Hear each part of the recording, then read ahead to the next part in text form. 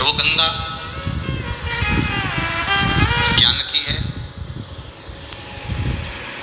दुख जीवन में हर पल, हर घड़ी, हर क्षण हमारे सम्मुख में होगा, पर एक गंगा भगवान ने सबको दी है। केवल शंकर के मस्तक पर अगर कोई चीज रखी हुई है, शिव के मस्तक पर अगर गंगा रखी हुई है, तो केवल शिव के मस्तक पर नहीं, गंगा आपके भी मस्तक पर, गंगा आपके भी मस्तक पर विराजमान है। अब वो कौन सी गंगा है? तो कहा शिव के मस्तक पर भागीरथी गंगा है। तो संसार के जितने मानव हैं, संसार के जितने जीव हैं, संसार के जितने मनुष्य हैं, इनके मस्तक पर ज्ञान रूपी गंगा है।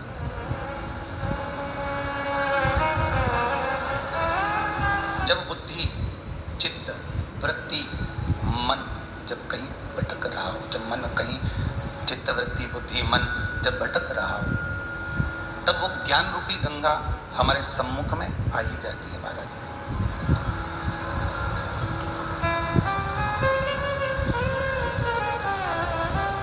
तब उस समय पर गुरु की वाणी, गुरु के शब्द जो गुरु जी ने कहे हैं, गुरु जी ने वर्णन किए हैं, वो शब्द हमारे सम्मुख में, ये दोनों रिटर्न थोड़ा तेज करें। गुरु की वाणी, गुरु के शब्द हमारे सम्मुख में आ ही जाते हैं।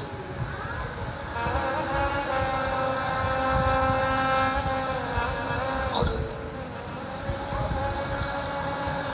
कई लोग पूछते हैं महाराज जी, ये शिव पुराण की कथा या भगवान की अविरल भक्ति की कथा सबसे ज्यादा किस जगह पर काम आती है? भगवान की भक्ति की कथा किस जगह पर काम आती है? भगवत चर्चा, स्मरण, अविरल भक्ति किस जगह पर काम आती है? शिव महापुराण की कथा कहती है भगवान की कथा जब व्यक्ति टूट जाता है,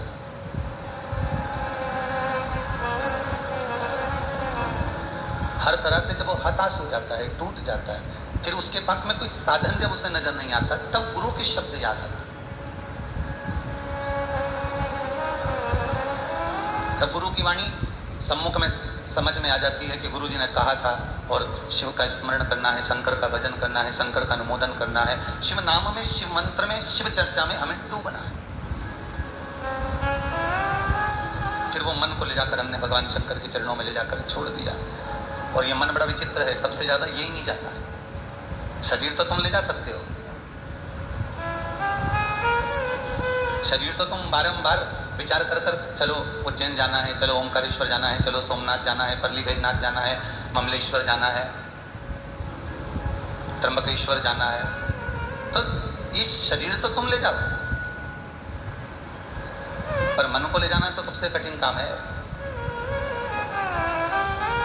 यही नहीं पहुंचता, और इसके लिए अथक प्रयास कर दिया जाता है, बहुत बहुत प्रयास किया जाता है, तो भी मन वहां तक पहुंच नहीं पाता। इसको ले जाकर छोड़ने का भी प्रयास कर रहे हो, इसको ले जाकर वहां तक ले जाने का भी प्रयास कर रहे हो, पर वो मन जाता नहीं। ये मन बड़ा चंचल है। भजन में ले जाओ तो भोजन में चले जाता है, सुंदरकांड में ले जाके बैठो तो घड़ी में पहुंच जाता है। अभी तो टाइम है, अभी तो 22वां दोहा चल रहा है, फिर अभी इतने दोहे बचे हैं। सत्यनारायण भगवान की कथा में लेकर जाओ तो प्रसाद में चला जाता है। अभी तो बहुत टाइम है, 5 अध्याय पूरे होंगे, हवन होगा, फिर प्रसाद बटेगा। ये मन कितना विचित्र है।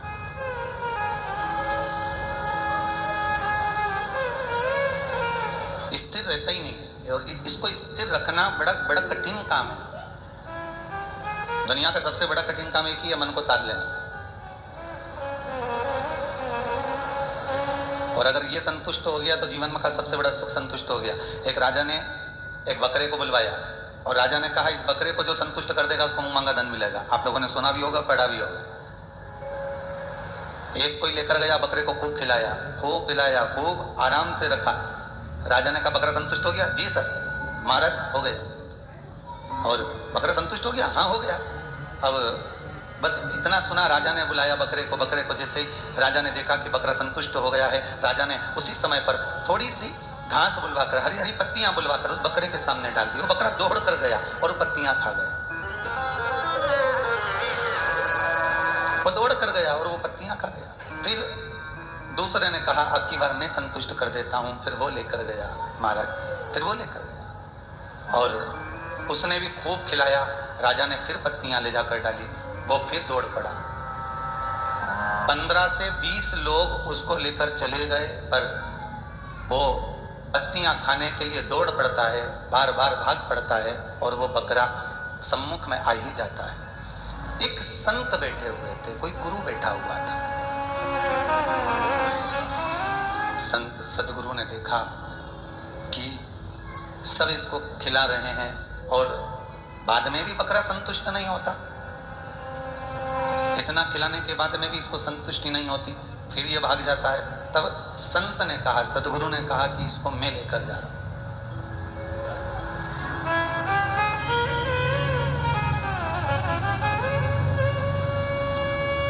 संत ले गए उसको, खूब खिलाया दिन भर। शाम का समय था, संत ने फिर 2 घंटे का व्यर्थ करा, रोका, फिर पत्तियां दी, वो फिर खाने आ गया। संत ने उठाया डंडा और एक उसके मुंह पे रख कर दिया, फिर पत्ती डाली, बकरा फिर दौड़ कर आया। संत ने फिर डंडा दिया, फिर पत्ती डाली, बकरा फिर दौड़ कर आया। संत ने फिर डंडा दिया, संत ने फिर पत्ती डाली, बकरा दौड़ कर आया। अब की बार बकरे को लगा खाऊंगा और डंडा पड़ेगा, नहीं खाया। अब राजा के पास में बकरे को लेकर गया, महाराज मैंने इसको संतुष्ट कर दिया है, आप देख लीजिए ये संतुष्ट हो चुका है। संतुष्ट हो गया, हाँ आप देख लीजिए। राजा ने हरी हरी दूबा बुलवाई, पत्तियां बुलवाई, बकरे को दी, बकरा दौड़ कर आया, भागता भागता आया और खाने ही वाला था। इतने में उसको याद आया कि खाऊंगा और डंडा पड़ेगा, बकरा वापस चले गए। राजा ने संत के चरण पकड़ लिए, गुरुवर ये बताओ कि इस बकरे को तुमने संतुष्ट कैसे कर दिया? संत कहते हैं ये संतुष्ट कभी नहीं हो सकता था। एक डंडा रखा, जब जब खाने दौड़ता था धर के देता था, फिर खाने आए ना सट्ट से दिया, नहीं सही हो गया, बस अब दौड़ के भी आए नहीं तो खाए नहीं। संत कहते हैं राजन ये बकरा नहीं, ये मन है,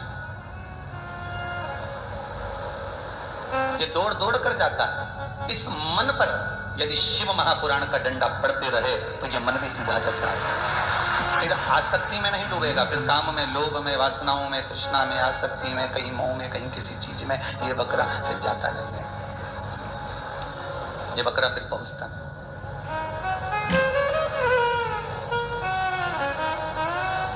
कभी इसको फ्रिज चाहिए, अभी दिवाली आने वाली होगी, इसकी तैयारी हो गई होगी मन की, अब की तनख्वाह मिलेगी तो वॉशिंग मशीन लेके आ जाऊंगी।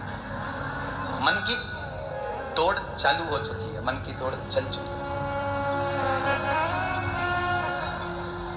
फिर वॉशिंग मशीन आ गई होगी तो फ्रिज की कहीं ना कहीं लगा होगा कि कहीं से मिल जाए, कहीं प्राप्त हो जाए, कहीं लिया हूं खरीद के। फ्रिज से छूटेगा तो कहीं सोचेगा कूलर लिया। कोई वस्तुएं ढूंढता रहता है, भटकता रहता है। इस मन को जिसने साध लिया तब परमात्मा को मिलने में देरी नहीं हो। मन नहीं सदता,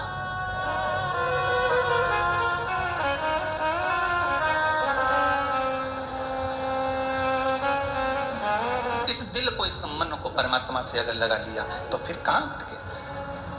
भगवान की अविरल भक्ति की ओर ले जाकर छोड़ देना। और जब ये चित्त वृत्ति मन एक बार भगवान का हो गया, फिर संसार में ये रमता नहीं, फिर ये संसार में नहीं रमेगा सर। एक बार अगर चित्त वृत्ति परमात्मा की ओर चली जाए, मन भगवान की ओर चला जाए, फिर ये नहीं रम सकता। शिव कथा कह रहे हैं, भगवान शंकर का संवाद कह रहा है। वासुकी नाग जब शतशीर्षा, वासुकी नाग की धर्म पत्नी शतशीर्षा की भक्ति का बल जब आधा प्राप्त हो गया, उस शतशीर्षा के भक्ति के बल पर वासुकी नाग भगवान शिव के कंठ पर जाकर बैठ गया। अगर आप कथा में जाकर बैठ रहे हो, आस्था चैनल के सामने जाकर बैठकर कथा सुन रहे हो या मोबाइल पर कथा सुन रहे हो, ऑनलाइन अगर इस कथा का रसतत्व आप ग्रहण कर रहे हो तो भगवान को साधुवाद देना और अपने पूर्वजों को भी साधुवाद देना। और पहले भी कथा में कहा, आज फिर कहते हैं, शंकर के मंदिर में, शिव पुराण में, शंकर के भजन में, शंकर की भक्ति में एक चीज वेद व्यास जी ने वेदेश्वर संहिता के अंदर लिख दी। वो अपनी बुद्धि में भी आप अच्छे से उतार लेना। जितने लोग कथा सुन रहे हो अपनी चित्त वृत्ति में वो बात उतार कर रखिए। जितना दान करा, जितना पुण्य करा, जितना सत्कर्म करा, जितना व्रत करा, जितना उद्यापन करा, जितना भजन करा, जितना कीर्तन करा, जितना नाम जाप करा, जितना ब्राह्मण भोज, संत भोज, साधु भोज, कन्या भोज, भंडारा, जितना भी अपन ने करा, नाम जाप, स्मरण, कीर्तन, दीपदान, अन्नदान, जो भी हमने करा, वो हो सकता है कि हमारे मरने तक छिन्न हो जाए, समाप्त हो जाए। क्योंकि पुण्य भी तो समाप्त होता है कि नहीं होता है? जैसे जैसे मनुष्य की उम्र बढ़ती चली जाती है वैसे वैसे पुण्य भी हमारा घटता चले जाता है। कैसे, उसका अंदाजा लगा लीजिए। बचपन में तुम्हारे मन में पाप नहीं था, बचपन में तुम्हारे भीतर ना पाप है, ना कोई कपट है, ना छल है, ना बेईमानी है, ना प्रपंच है। जवानी आ गई, थोड़ा थोड़ा परिवार को पालना है, लेकर चलना है, तो थोड़ा थोड़ा कपट, थोड़ी सी छल, थोड़ी सी बेईमानी आ गई।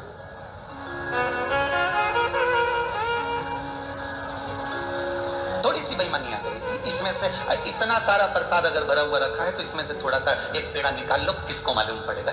चोरी तो है, किसको मालूम पड़ रहा है?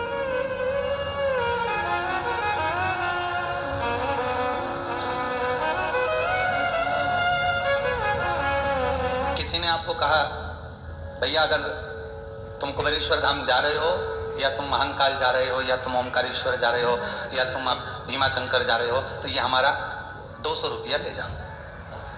अब तुमने सोचा, ना तो वो यहाँ देखने आ रहा है, ना पंडित जी को मालूम कि 200 का है, ना रसीद वाले को मालूम कि 200 का है। उसमें से तुमने अगर 100 खसका ली है, तुमने तो खसका लिया है, पर उसने कितना खसकाया ये तो वही जान सकता है। तुमने तो निकाल लिया कि उसमें कोई ने देखा नहीं है, उसमें किसी ने भाला नहीं है, इसमें किसी का अंदाजा रहा नहीं है, इसमें कोई देख ही नहीं रहा।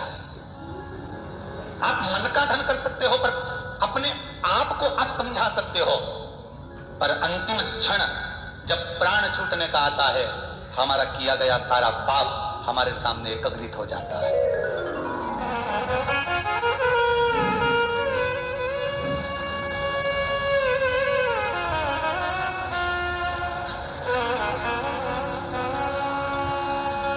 किया गया पाप हमारे सामने आ जाता है।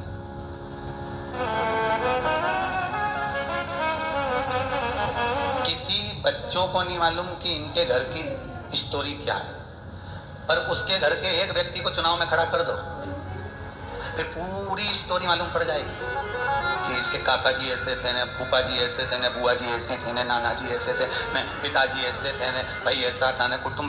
अर्थात तुमको पूछना नहीं पड़ेगा, तुमको जानना नहीं पड़ेगा, बता दिया जाएगा।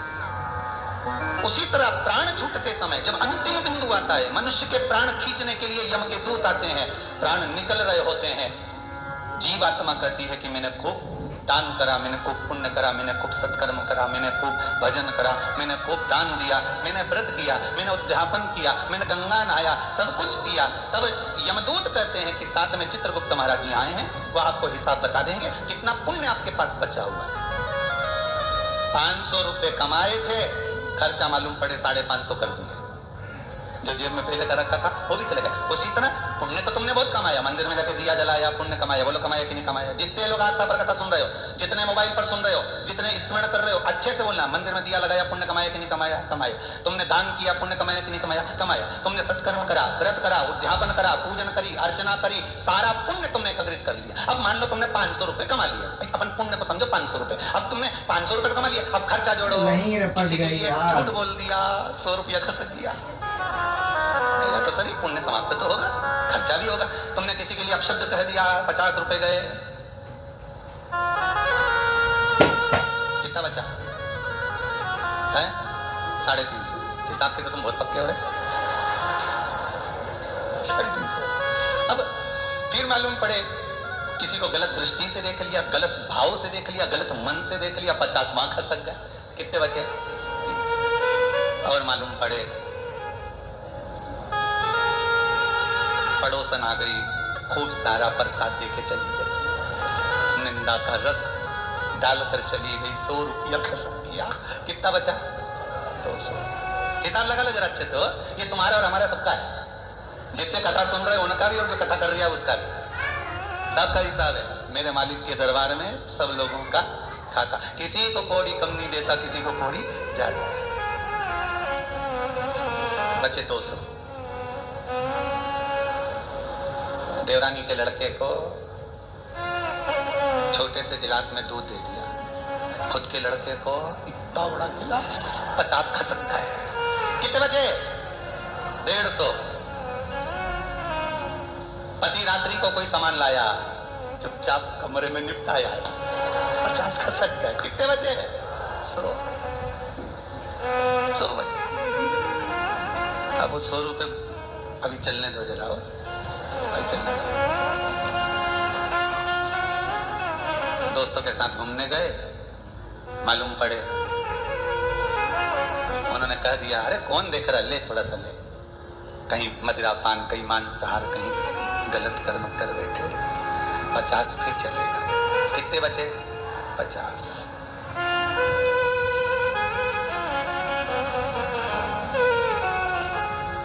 परिवार में साथ में रह रहे थे, भाई बंधु कुटुंब कबीले से बैर उत्पन्न कर लिया, सुबह से शाम तक शिशुपाल जैसी गालियों पर गालियां दे, 50 कितना बचा? बस यही हमारा जीवन। हमने पुण्य तो बहुत कमाया रे, खूब पुण्य कमाया, हम तो रोज मंदिर जाने लोटा भर के पानी चढ़ा के आए, कितना पुण्य, चंदन भी लगाए, कितना पुण्य।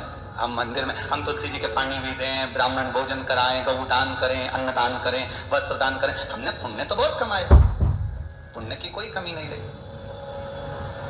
पर खर्च भी बहुत करा, और आखिरी में जब मरने का समय आया, पुण्य रत्ती भर नहीं बच पाया। जितने दान पुण्य व्रत जितने हैं, तुम्हारे मरने के समय पर हो सकता है तुम्हारा पुण्य समाप्त हो जाए, पर वेद व्यास जी शिव महापुराण की विद्येश्वर संहिता में लिखते हैं, एक पुण्य ऐसा होता है जो कभी समाप्त नहीं होता, वो शंकर की कथा का पुण्य, शिव के लिए दिया गया दान पुण्य भजन कभी समाप्त नहीं होगा। शंकर भगवान पर एक लोटा पानी चढ़ाया, वो कभी समाप्त नहीं होगा, वो बढ़ता है, घटता नहीं है।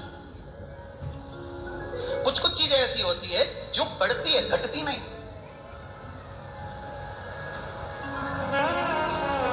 90,000 रुपए का एक मोबाइल ले लिया तुमने, कितने का? वो कटा हुआ स्यों, ठीक है, आज समझ गए ना तुम लोग? बस तुम समझ जाओ बहुत इतना, तो बाकी के तो किसी को समझाना है नहीं, अपने समझ में आना चाहिए। कोई कटा हुआ स्यों जिसको लोग एप्पल बोले, ठीक है, अच्छा उसको केवल एप्पल बोला, हाफ एप्पल क्यों नहीं बोला? तो कटा हुआ तो है ना थोड़ा सा, पर फिर भी एप्पल, ठीक है। अब 90,000 का मोबाइल लिया, वही 90,000 की 2-3 अंगूठी ले लेता। अब दोनों की कीमत देखिएगा, मोबाइल लेकर दुकान से नीचे उतर गए, घर चले गए, 1 साल के बाद में वो मोबाइल बेचोगे तो 90,000 का बिकेगा क्या? जम के बोलिए जरा, नहीं। जो सोने की अंगूठी तुमने 90,000 की खरीदी, 1 साल के बाद बेचोगे तो सोना का भाव बढ़ेगा कि घटेगा? बढ़ेगा ना, तो थोड़ा 200-400 रुपया तो ऊपर मिल ही जाएगा। बस यही तरीका है। सारे पुण्य समाप्त हो सकते हैं, पर ये वो स्वर्ण है, ये वो स्वर्ण है जिसकी कीमत बढ़ती चली जाती है। पुण्य समाप्त ही नहीं होता, उसका पुण्य बढ़ रहा है, पुण्य प्रबल होते चले जा रहा है, पुण्य घटता ही नहीं।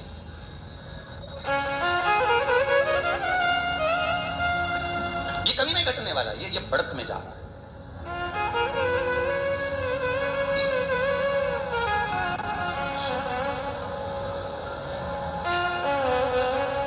और वो पुण्य कभी समाप्त नहीं हो सकता।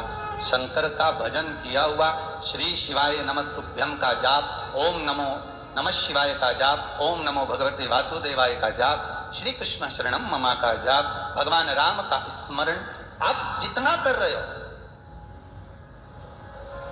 शंकर को दान किया गया, शंकर का भजन किया गया, शंकर का स्मरण किया गया, शंकर का नाम पर किया गया सत्कर्म कभी क्षीण नहीं होता, कभी समाप्त। क्यों भटके? मिला मौका, वासुकी नाग की धर्म पत्नी शतशीर्षा ने वो फल अपने पति के खाते में दे दिया। शिव की आराधना का फल जो होता है वो आप किसी को भी दे सकते हो, किसी को भी। जैसे श्रीमद् वल्लभाचार्य जी ने जगन्नाथपुरी में जाकर मायावाद का खंडन करा, एकादशी को उल्टा लटकाया, कहा एकादशी का दान देना है तो जीते जी दो, अन्न दान देना है तो जीते जी दो, किसी भूखे को भोजन कराना है तो जीते जी कराओ। मरने के बाद की कोई गारंटी नहीं कि मिला कि नहीं मिला, पर जीते जी दान कर दिया, जीते जी भजन कर लिया, जीते जी स्मरण कर लिया, जीते जी कीर्तन कर लिया, जीते जी मंत्र जाप कर लिया, जीते जी नाम जाप कर लिया, तो ये आपको ज्ञात तो रहेगा कि मैंने इतना करा, मैंने ब्राह्मण भोजन कराया, मैंने गौ का दान करा, मैंने ये करा, मैंने संत भोजन, ये आपके खाते में आपको ज्ञात होना चाहिए कि मैंने करा है।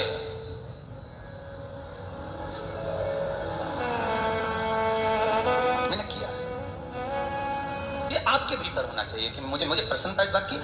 कई लोग कहते हैं अब तो भगवान की कथा सुन ली, भगवान ने खूब अच्छा कर दिया गुरुदेव, कोई कमी नहीं रखी, अब भगवान चाहे तो उठा कर ले जाए, मेरे को कोई टेंशन, सब कर दिया। पर अगर किसी के बच्चे कुंवारे हों, बेटियां कुंवारी हो, वो बोलेगा क्या कि अब चले जाओ? नहीं, वो तो कहेगा एक बार इनके पीले हाथ कर दूं, एक बार इनको सेटल कर दूं, बस बाबा से विनती है, फिर भले जाओ, फिर कोई टेंशन। दुनिया के लोगों को भले लगे कि बेलपत्र में क्या है, समी पत्र में क्या है, क्या होता है शंकर भगवान को जल चढ़ाने से, क्या होता है भगवान शंकर को गेहूं के दाने चढ़ाने से, क्या होता है शंकर भगवान को तिल्ली चढ़ाने, ये दुनिया के लोग भ्रमित हो सकते हैं, पर शिव महापुराण अपनी जगह पर जो वर्णन कर रही है वो सच नहीं हो सकता।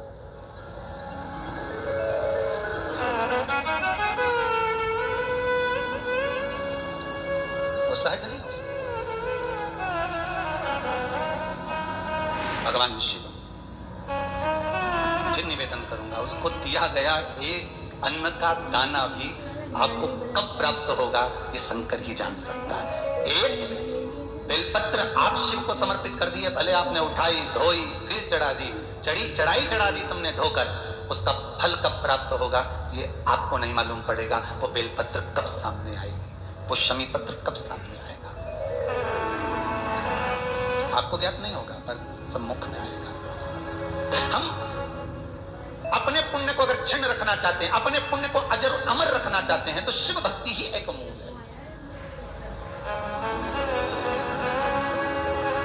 अकाल मृत्यु वो मरे जो काम करे चंडाल का, काल उसका क्या बिगाड़े जो भक्त हो महाकाल का। शंकर का भगत होगा तो काल भी क्या करे।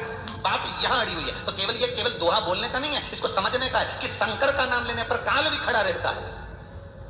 उसका कारण क्या है? क्योंकि इसका पुण्य क्षीण ही नहीं होता, तो काल को भी सोचना पड़ता है कि मैं कैसे पकड़ लूं, इसका पुण्य तो इतना सारा है, इसने शंकर जी के मंदिर में दिया लगाया, इसने शिव जी पर 1 लोटा पानी चढ़ाया, इसने बेलपत्र चढ़ाया, शंकर की कथा सुनी है, तो ये पुण्य कभी समाप्त नहीं होगा, तो ये तो अजर और अमर रहेगा।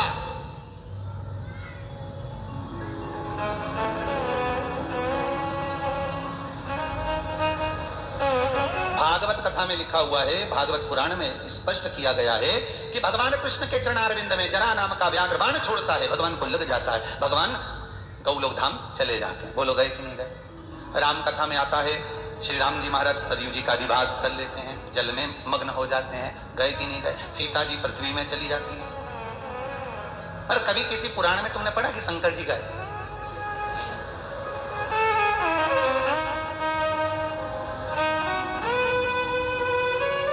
किसी पुराण में अगर कहीं पढ़ा हो कि शंकर जी चले गए, तो किसी ने एक बार ब्रह्मा जी से कहा क्यों ये राम जी गए, कृष्ण जी गए, दत्त जी का स्मरण कराया, इनका स्मरण कराया, उनका स्मरण कराया, सबके जाने की कथा है, शंकर जी के जाने की कथा है कि नहीं?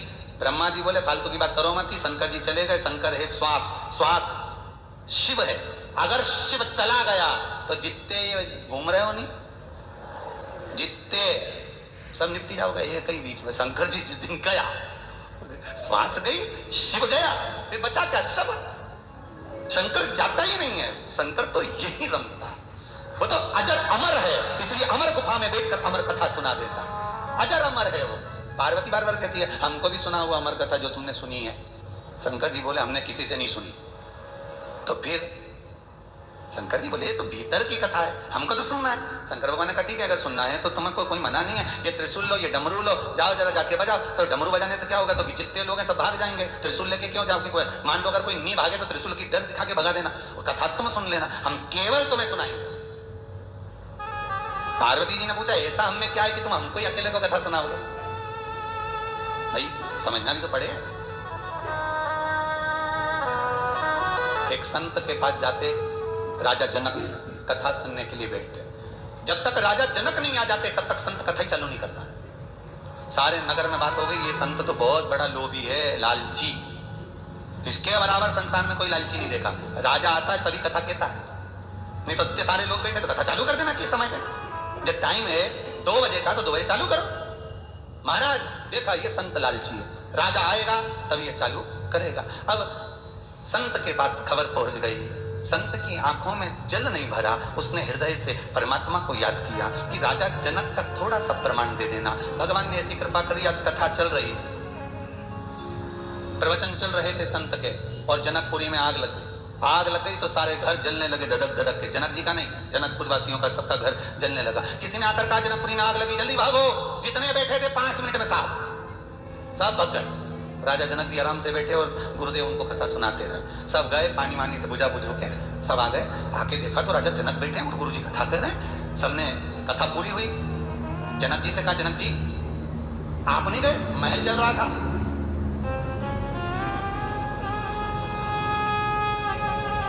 गुरु जी बोले कई लोगों के मन में प्रश्न था कि राजा आता है तभी कथा क्यों होती है, क्योंकि जितने श्रोता बैठे थे ये तो सब शरीर से बैठे थे, आत्मा से तो केवल राजा जनक ही बैठा था, जो दिल लगाकर बैठा था। अरे कितनी जोरदार बात की महाप्राण ने, तुम उसकी कथा संभालो, घर वो संभालेगा। क्या का टेंशन तुमको? तुम शिव को देख लो, वो पूरा परिवार देख लेगा।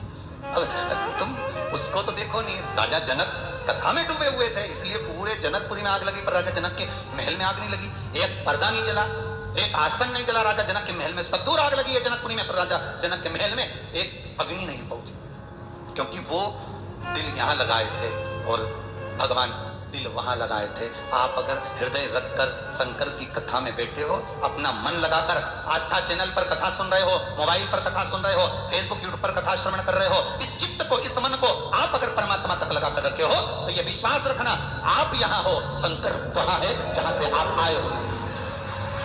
शिव वहां है, आप यहां हो, शंकर वहां है। तो पार्वती जी ने पूछा आप डमरू दे दिए सबको भगाने के लिए, त्रिशूल दे दिए सबको भगाने के लिए, तो फिर ये बताओ कि हम अकेले को कथा क्यों सुना रहे हो? शंकर भगवान ने कहा तुम्हें सुनाने का कारण ऐसा है कि हमको मालूम है तुम पूरी सुनने वाली तो हो नहीं। ये हमारी जो शादी हुई है ना, इतनी ये 52वें नंबर की शादी है, 52 नंबर की पार्वती तुम हमारी तरफ। इससे पहले गौरा, कात्यायनी, कुष्मांडा, चंद्रघंटा, स्कंदा, गौरी, सती, उमा, ये सब तुम पहले बन चुकी हो।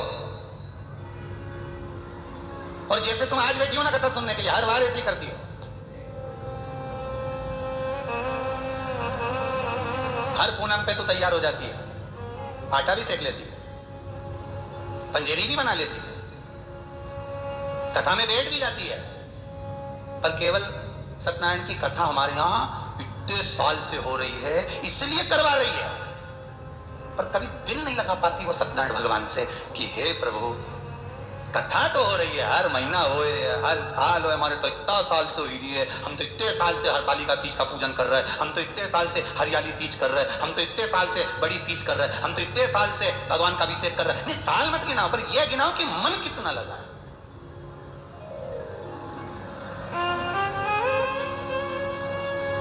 जब तुम्हारा मन नहीं हुआ, जब तुम्हारा चित्त वृत्ति एक आध बार ऐसी हो गई हो कि आपकी बार में अभिषेक नहीं करूंगी, और तुम मंदिर में नहीं गई और अभिषेक नहीं करा तुमने, फिर कोई आ गया हो और आकर कह दिया हो क्या बात है तुम मंदिर नहीं आ रहे हो, अभिषेक नहीं कर रहे हो, पूजन नहीं कर रहे हो, चलो तो समझ लेना शंकर आज्ञा कर रहे हैं, भगवान बुला रहा है कि चल बहुत दिन हो गए मंदिर की ओर चल, चल शिव के अभिषेक में चल, चल शंकर की शरणागति में चल।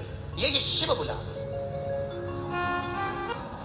पार्वती जी पूछ रही हैं आप हमें कथा क्यों? भगवान बोले हम तो बार बार श्रवण कराते हैं, हर बार हमने प्लानिंग करा तुम्हें कथा सुनवाई, तुम हर बार कथा सुनने का प्रयास करी, पर हर बार तुम कथा नहीं सुन पाई। ऐसा, पर एक बात याद रखना पार्वती, हर बार तू कथा सुनने बैठी, हर बार पहुंची है, पर तेरा मन नहीं लग पाया, इसलिए तू भटक गई। फिर तुझे जन्म लेना पड़ा, फिर कथा सुनाई, फिर तू जन्मी, फिर कथा सुनाई, सती बनकर आई, कुंभज ऋषि के यहाँ लेकर गया, कथा सुनवाई, पर तेरा मन नहीं लगा। अब की बार भी मैं प्रयास करके देखता हूं कि तू कथा सुन ले, अब की बार भी मैं प्रयास करता हूं कि कैसे ना कैसे कथा का रसतत्व ग्रहण कर ले। प्रयास करने में मेरा क्या जाता है?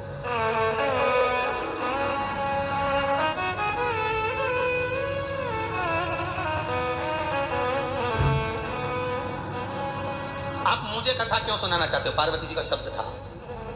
शंकर जी कहते हैं जो जगत जननी होती है ना, जगत की माता जो होती है, घर की जो माँ होती है ना, घर की जो बहू होती है ना, जो बालक को जन्म देने वाली होती है, वंश की वृद्धि करने वाली होती है, वो जगत की जो माँ होती है, एक स्त्री, एक नारी। कई लोग पूछते हैं, प्रश्न आते हैं कई लोगों के कि कथाओं में जितनी रुचि पुरुषों की नहीं होती, उससे ज्यादा रुचि माताओं की क्यों होती है? पंडाल में सबसे ज्यादा माताएं क्यों नजर आती है, पुरुष इसमें इतने नजर क्यों नहीं आते? उसका कारण यहाँ शिव महापुराण की कथा शंकर भगवान कहते हैं पार्वती तू पूछ रही है कि मुझे कथा क्यों सुना रहे हो? घर की जो जगत जननी है, घर की जो माँ है, घर की जो नारी है, घर की जो स्त्री है, घर की जो बहन है, बेटी है, घर की जो नारी है, उसके गर्भ में जो संतान आती है वो वंश बढ़ाती है। नारी के लिए कथा इसलिए मूल कही गई है, जब वो कथा सुनती है उसके हृदय में, जब शिव महापुराण, भागवत पुराण, राम कथा, गीता, देवी भागवत आदि, स्कंद पुराण, विष्णु पुराण, नर्मदा पुराण, लिंग पुराण, ये सब उसके हृदय में जब विराजमान हो जाते हैं, जब संतान जन्म लेती है, तो जो कथा उसने सुन रखी रहती है उसका संस्कार उस बच्चे में आ जाता है और वो वंश आगे बढ़ता है, तो संस्कारित कहलाता है, वो संस्कारवान।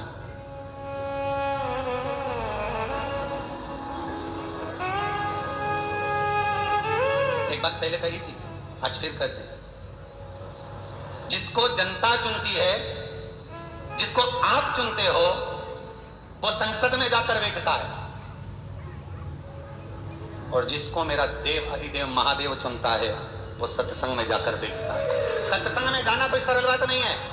शिव शंकर औघड़दानी, मेरा त्रिकालदर्शी, मेरा कैलाशी, मेरा अविनाशी, मेरा शंभू, मेरा शंकर जब आपको चुन लेता है तभी आप कथा में पहुंचते हो। बहुत सारे फूल बगीचे में हैं, पर तोड़ते वही हो जिसमें आनंद हो, खुशबू हो, सुगंध हो, सुंदर हो, वही तोड़ा जाता है। श्रेष्ठता किसी किसी में रहती है। अरे गुलाब का फूल और गुलाब जामुन दोनों की राशि एक ही है, अखबार में देख लेना, राशि आती है, पढ़ना की राशि। आनंद देखिए, गुलाब का फूल कांटों में पैदा हुआ, कांटों में बड़ा हुआ, टूटने के बाद भगवान के चरणों में चला गया। गुलाब जामुन घी में तरबतर, एक तो मावा की ऐसी ऐसी करो, नहीं तो हाथ में भी घी आई जाए, एक तो खोआ की, कितना घी भरा उसमें, घी में तला रही, और घी में से निकलते, अरे बोलो तो चाशनी में पड़ी, कितना सुख मिला उस गुलाब जामुन को। घी में तरबतर, घी में से निकली, चाशनी में तरबतर, पर खाने के बाद भ्रष्टा में चली गई, और वो गुलाब का फूल कांटों में पैदा हुआ, कांटों में बड़ा हुआ, कांटों में जन्मा, टूटने के बाद शंकर के चरणों में चला गया। दोनों में अंतर हो गया, दोनों में अंतर।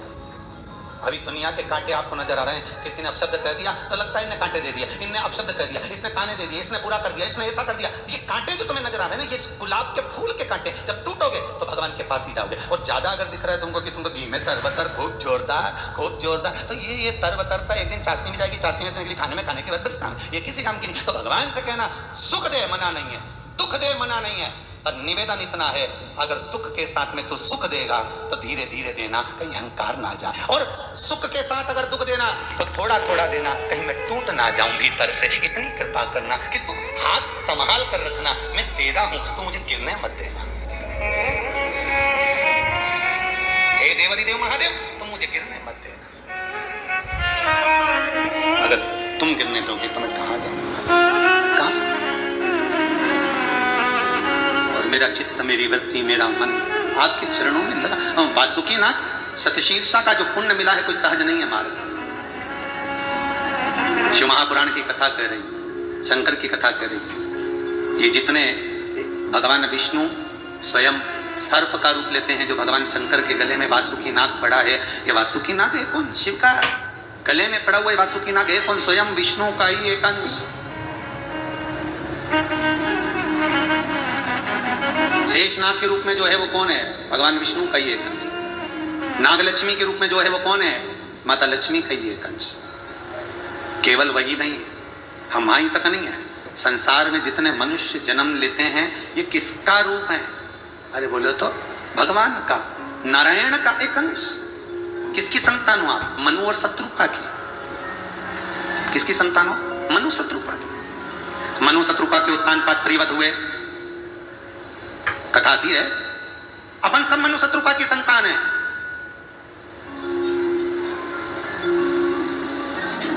भगवान के यहां से कोई बटकर नहीं आया था।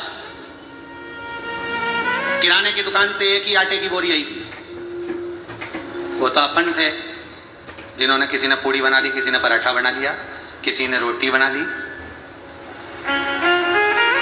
और किसी ने पिज्जा बना लिया।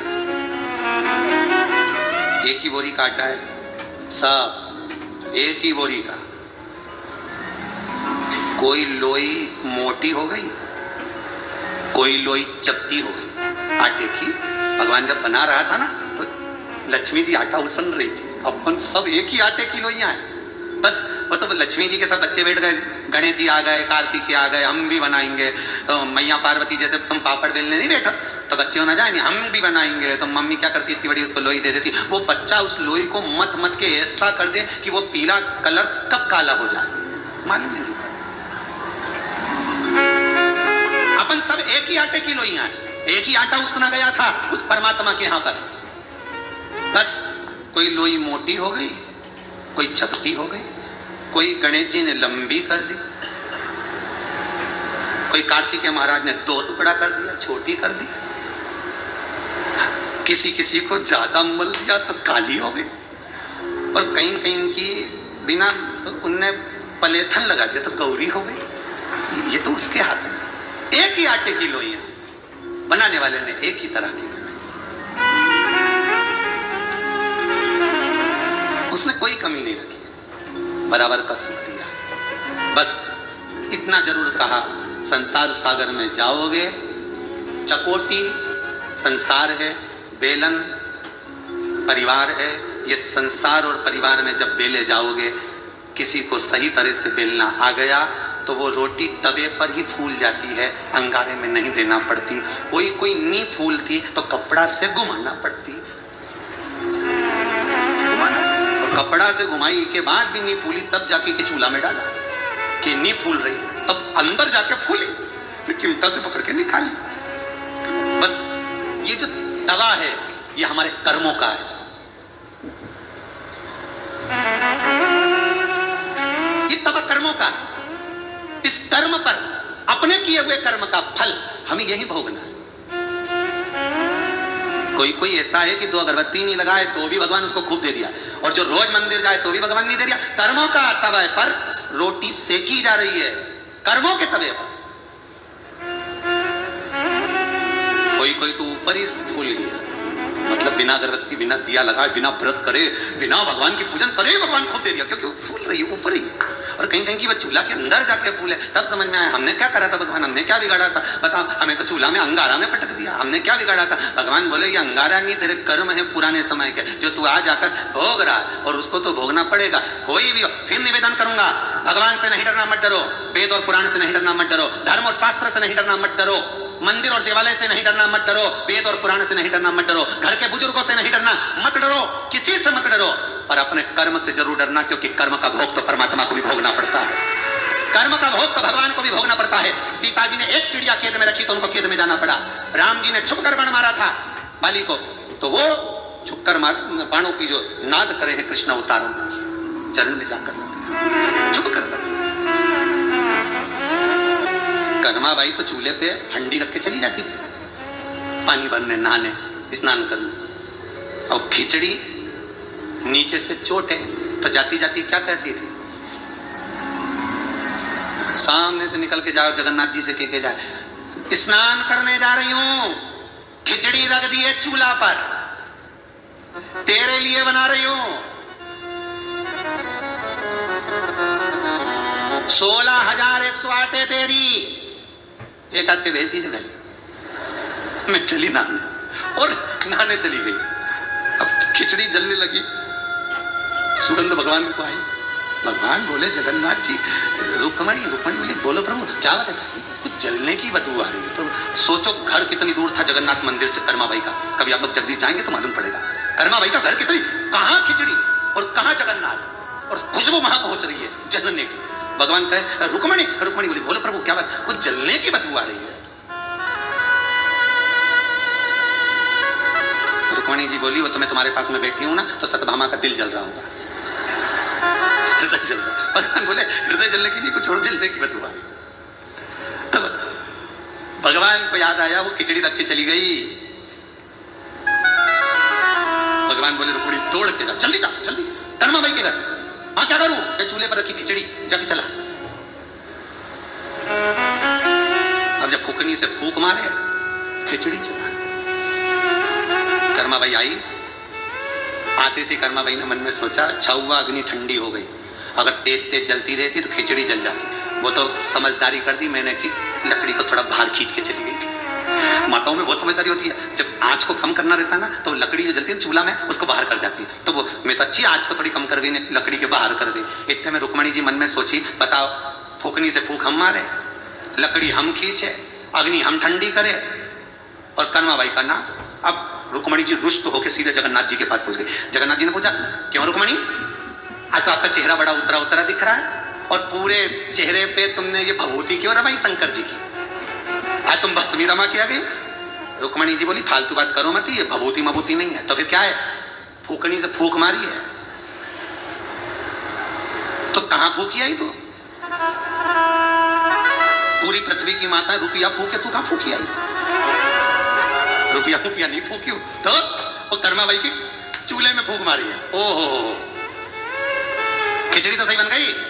रुक्मणी जी बोली, तो बन नहीं थी वो, तो मैं पहुंच गई थी। तो भगवान बोले, कर्मा सोच रही है कि उसने खिचड़ी सही बनाई, रुक्मणी सोच रही है, अरे बोलो तो खिचड़ी वो तो मैं पहुंच गई थी तो सही बनी। कर्मा के मैंने बनाई, रुक्मणी के मैं नहीं पहुंचती तो अरे बोलो तो जल जाती।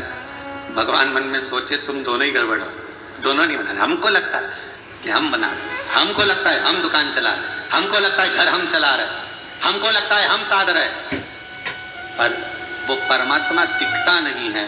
श्वास में शिव है, करने वाला सब शिव है।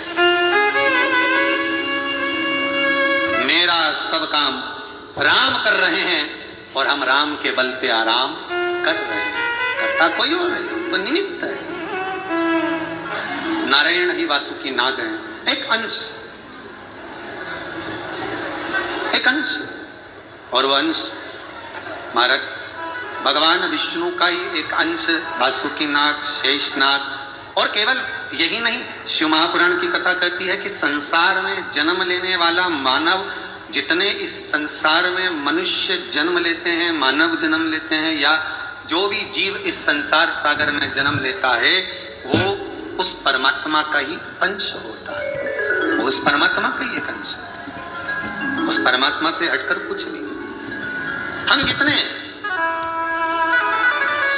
इस मृत्यु लोक में जितने लोग जन्म लिए हैं, ये सब परमात्मा का, मनु शत्रुपा के उत्तानपात प्रियवत उनकी संतान, फिर बढ़ते बढ़ते बढ़ते बढ़ते बढ़ते बढ़ते अपन सब इस संसार सागर में जो अपने जन्म हुआ है, इस संसार सागर में जो हम पैदा, उसी का ही एक अंश, उसी का कोई दूसरा नहीं है। शिव पुराण कह रहे हैं, एक बार भगवान देवाधिदेव महादेव विराजमान है, तभी माता पार्वती और भगवान शिव ने चौसर खेली, और उस चौसर में माता पार्वती जी की विजय होती है। शंकर भगवान नग्न वेशधारी बनकर दिगंबर बनकर भगवान नग्न वेश धारण कर कर, दिगंबर बनकर भगवान नीलकंठ पर जाकर तपस्या।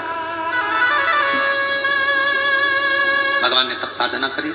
समय आया, मेरे देव अधिदेव महादेव पुनः गंगा जी के जल में बैठकर तप कर रहे। गंगा के जल में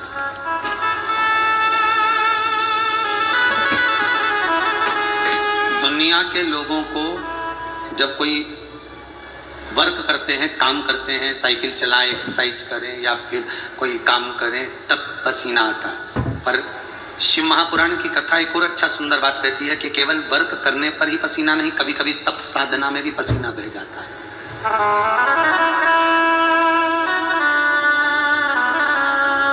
किसी धर्म के पथ पर आगे बढ़ने में, भजन करने में, स्मरण करने में भी पसीना आता है। शंकर भगवान जब तप साधना करने के लिए नीलकंठ से उतरकर गंगा के जल में, पहली बार शंकर भगवान देवाधिदेव महादेव ने गंगा जी से कहा, मैं आपके जल में तप करना चाहता हूं। गंगा जी कहती है, मैं तो आपकी जट्टा में हूं, जल बहा रही हूं, आप उसमें नहीं नहीं, कोई ऐसी जगह जहां पर आप गंगा का जल भर ले और उसमें मैं तप साधना करूं। भगवान गंगा के जल में तप साधना कर। शिव महापुराण की कथा कहती है, वो तप साधना करते करते करते करते शंकर के शरीर से जो पसीना बह निकला, एक जल की एक बूंद जो बह निकली, उस जल की बूंद से 5 तरंग उत्पन्न हो गई, जो तरंग सर्पों की तरह थी। भगवान शिव ने देखा कि ये मेरे ही शरीर से निकली, पर गंगा मैया ने उनको संजो कर रख लिया। गंगा जी ने उनको संजो लिया, क्योंकि पहले भी कथा में कहा, आज फिर कहते हैं, शंकर भगवान के 6 पुत्र षडानंद कार्तिकेय गंगा के जल से उत्पन्न हुए, और शंकर भगवान की 5 बेटियां, जया, विषहरा, शामरीवारी, दौतली और देव, ये 5 लड़कियां शंकर भगवान की, ये भी गंगा के जल से ही उत्पन्न हुई।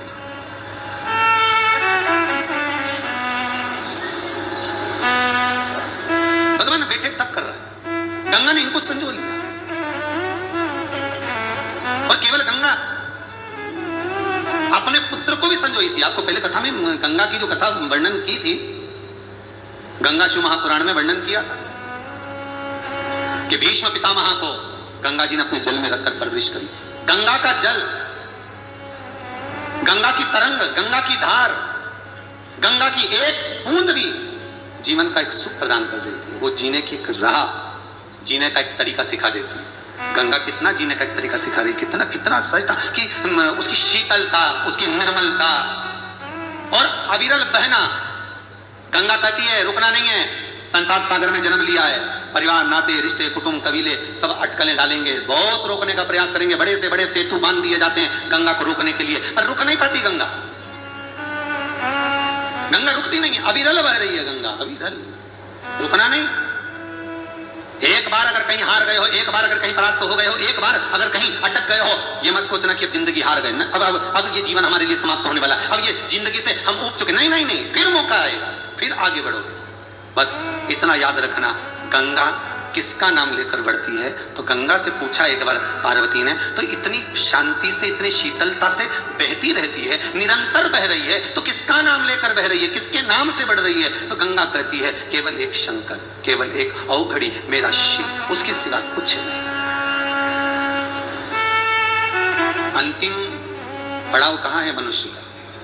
अंतिम पड़ाव कहां है? शमशान। वहां जाकर थम गए। किसी ने पूछा गंगा तो गंगा सागर में जाकर थम जाती है, कपिल बाबा के उस आश्रम तक पहुंचकर थम जाती? नहीं नहीं नहीं, मैं शंकर तक पहुंचकर थमी, शिव तक। संसार के ऐसे कई लोग हैं अभी तक भटक रहे थे, कहीं यहां कहीं वहां कहीं वहां। दुनिया के कई लोग ऐसे हैं जो भटक रहे थे। जब से शिव महापुराण की कथा निरंतर सुनने को मिल रही है, व्यक्ति भटकना छोड़कर शंकर के धाम तक पहुंच गया है, लक्ष्य तक पहुंच गया। शिव लक्ष्य है हमारा, अंतिम लक्ष्य है शिव, अंतिम लक्ष्य।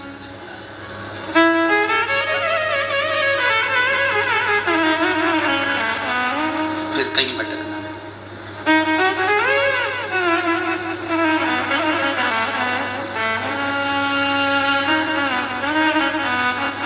भाषा में समझ लो, तुम्हें 500 रुपए की जरूरत है, पापा ने नहीं दिए, मम्मी ने नहीं दिए, तो करबद्ध निवेदन करूंगा, फिर किसी से मत लेना। पापा ने नहीं दिए, मम्मी ने नहीं दिए, फिर वो 500 रुपए किसी से मत लेना। अगर जरूरत है 500 की, पिता नहीं दिए, माता नहीं दी, तो फिर 500 रुपए कहीं से मत लेना, क्योंकि मिल तो जाएंगे पर चुकाने में दम निकल जाएगा।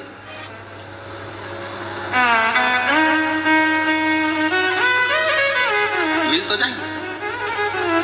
माता पिता शिव और पार्वती अगर कुछ तुमको दे दिए हैं तो उसको धन्यवाद देना।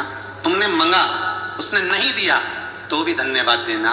हो सकता है माता पिता को लग रहा होगा ये 500 रुपए ना जाने कहीं गलत जगह में ना डुबा दे, गलत जगह में ना चले जाए। हो सकता है कभी कभी तुम्हारी मनोकामना पूरी भी नहीं होती, तुमने जो मांगा। दुख मत करना, शंकर को धन्यवाद देना। जो तुझे अच्छा लगे, जो मेरे भाग्य में मेरे लिए लिखा हो, अच्छा लिखा हो, वो देना।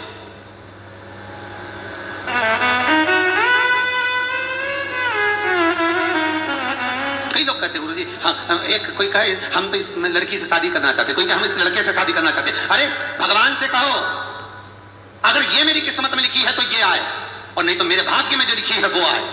पर आए ऐसी जो मेरे भाग्य को चमका जाए। मालूम पड़े अदालत में ले जाकर खड़ी कर दे तो ऐसी नहीं चाहिए। 4 दिन प्रेम की वाणी बोल ले और बाद में ले जाकर फिर अदालत में खड़ा हो जाए, ऐसा नहीं चाहिए। भगवान से कहना आप स्नेह करते हो, किसी से प्रेम करो, मना नहीं, पर निवेदन एक परमात्मा से कि मेरे माता पिता जो देंगे मेरे भाग्य में जो लिखा होगा वो स्वीकृत करूं। मैं जिद कर कर तुमसे ले भी लूं। गंगा जी ने संजो कर रखा, और मां गंगा जब संजो कर रखी, शंकर भगवान जब उठकर खड़े हुए, कहा ये आपकी 5 पुत्रियां, 5 बेटियां।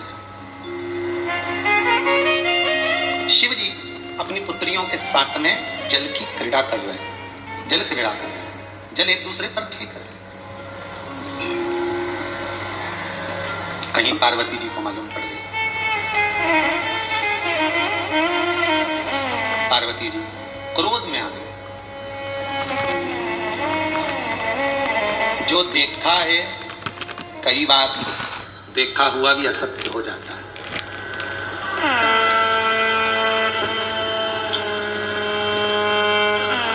एक पिता अपनी बेटी को रेलवे स्टेशन पर गले लगा रहा था। दुनिया के लोगों ने उसका फोटो खींच लिया, डालने वालों ने डाल दिया, क्योंकि जो देखा उसको समझ नहीं पाए, जो देखा उसको समझ नहीं पाए।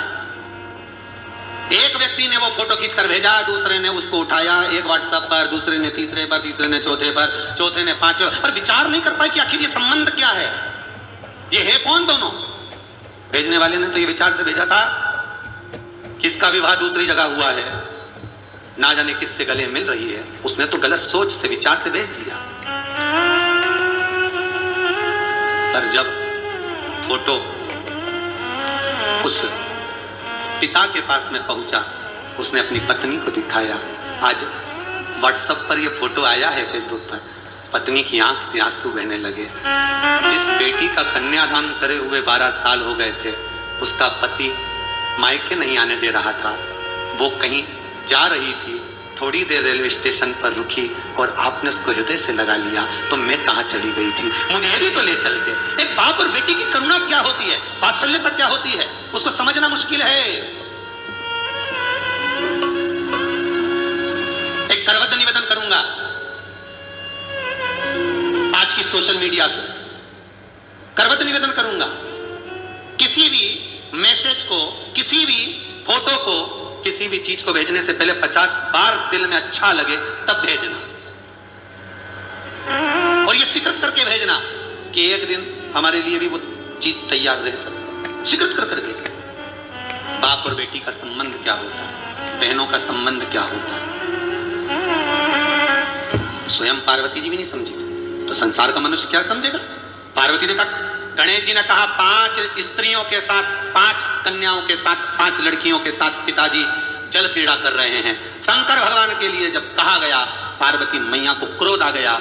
जो जाकर देखा, शिव जी बीच में थे, पांचों लड़कियां आसपास में जल छोड़ रही थी, पिताजी को जल फेंक रही थी। पार्वती आ गई, पांव जैसे पार्वती जी ने गंगा के घाट पर रखा, पायल की आवाज सुनाई दी, शिव उठ गए। शंकर ने देखा पार्वती क्रोध में है, आकर पूछा, हे जगत जननी पार्वती, तुम क्रोध क्यों कर रही हो? पार्वती जी कहती है, ये 5 स्त्रियों के साथ, 5 कन्याओं के साथ में आप क्या कर रहे हो जल क्रीड़ा? मैं इनको नष्ट कर दूंगी, ब्रह्मांड तोड़ दूंगी मैं। शिव कहते हैं, पार्वती थोड़ा क्रोध पर संयम रखिए, ये कोई अन्य कन्या नहीं, ये मेरी पुत्रियां हैं जो मेरे शरीर के द्वारा प्रकट करी गई हैं। ये कोई सहज नहीं है जिनको देखकर तूने गलत सोच लिया, गलत विचार आ गए। नहीं पार्वती, विचार करिए। शिव महापुराण की कथा कहती है 50 बार विचार करिए किसी के लिए सोचने से पहले, 50 बार विचार करिए किसी के लिए बोलने से पहले, 50 बार विचार करिए किसी के लिए कुछ कहने से। उठाया, कह दिया।